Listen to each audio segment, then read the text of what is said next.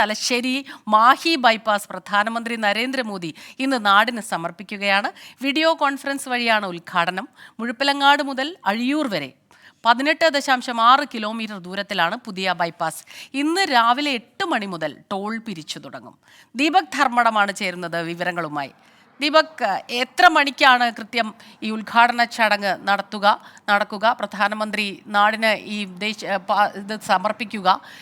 അതുമാത്രമല്ല, ഈ ടോൾ പിരിക്കുക എന്ന് പറയുമ്പോൾ എത്ര വച്ചാണ് ടോൾ പിരിക്കുക? പലപ്പോഴും നമ്മൾ കാണാറുണ്ട്, എത്ര ഭംഗിയുള്ള പാതകളാണെങ്കിലും ഈ ടോൾ പിരിവ് വലിയ ബുദ്ധിമുട്ടിലാക്കാറുണ്ട് നാട്ടുകാരെ. എന്നാൽ മറ്റഭിപ്രായങ്ങളുമുണ്ട്. നല്ല രീതിയിൽ സൗകര്യങ്ങൾ വരുമ്പോൾ കുറച്ച് പൈസ കൊടുക്കുന്നതിൽ തെറ്റില്ല എന്നുള്ള രീതിയിലുള്ള അഭിപ്രായങ്ങളും നമ്മൾ കേൾക്കാറുണ്ട്.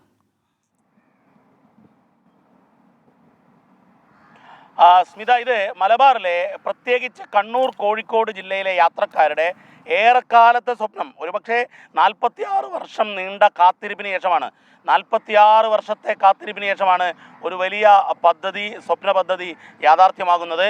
കാരണം ഇതിൻ്റെ സ്ഥലമെടുപ്പ്, ഇതിൻ്റെ അലൈൻമെൻറ്റ് അംഗീകരിക്കൽ, ഇതെല്ലാം തന്നെ ഒരു 2 പതിറ്റാണ്ട് മുൻപ് പൂർത്തിയായതാണ്. എന്നാൽ ഇപ്പോൾ അത് യാഥാർത്ഥ്യമാകുന്നു. ഇന്ന് പ്രധാനമന്ത്രി നരേന്ദ്രമോദി നാടിന് സമർപ്പിക്കുകയാണ്.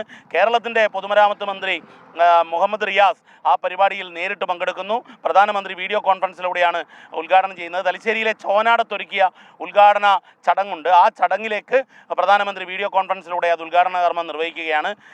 സ്പീക്കറായ തലശ്ശേരി MLA ഷംസീറും ആ ചടങ്ങിൽ പങ്കെടുക്കുന്നുണ്ട്.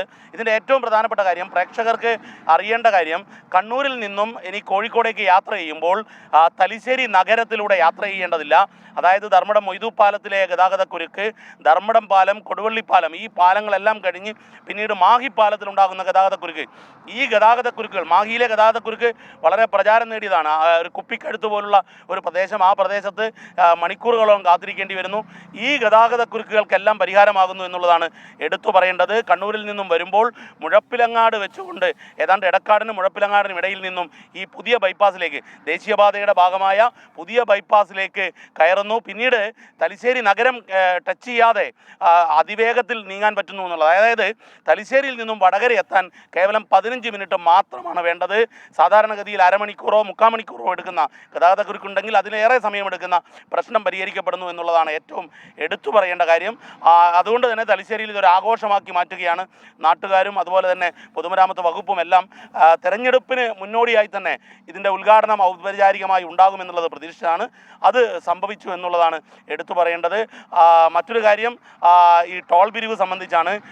ടോൾ പിരിവ് സാധാരണ ദേശീയപാതയിൽ എല്ലായിടത്തും ഇപ്പോൾ ദേശീയപാത നിർമ്മാണം കഴിഞ്ഞാലുള്ള ടോൾ ഉണ്ട്. അതേ നിരക്കിൽ തന്നെയുള്ള ടോൾ ഇവിടെയും ഉണ്ടാകുമെന്നുള്ളതാണ് അറിയിച്ചത്. ബാക്കി പ്രതിഷേധമൊന്നും തന്നെ ഇതുവരെ ഉണ്ടായിട്ടില്ല ടോളിനെതിരെ. ഏതായാലും 8 മണിക്കോടുകൂടി ടോൾ പിരിവ് നടക്കും. കഴിഞ്ഞ ദിവസം ആ ബൈപ്പാസിലൂടെ യാത്ര ചെയ്തിരുന്നു, തുറന്നു കൊടുത്തിരുന്നു. നേരത്തെ തന്നെ 2-3 ദിവസമായി യാത്ര സാധ്യമായിരുന്നു. വളരെ മികച്ച യാത്രാ അനുഭവമാണ്. ഒരുപക്ഷെ കണ്ണൂരിൻ്റെ പച്ചപ്പിലൂടെയുള്ള മികച്ച യാത്രാ അനുഭവം കൂടിയാണ് ഈ മാഹി ബൈപ്പാസിലൂടെ ലഭിക്കുന്നത്. സ്മിത, ശരി, താങ്ക് യു ദീപക്.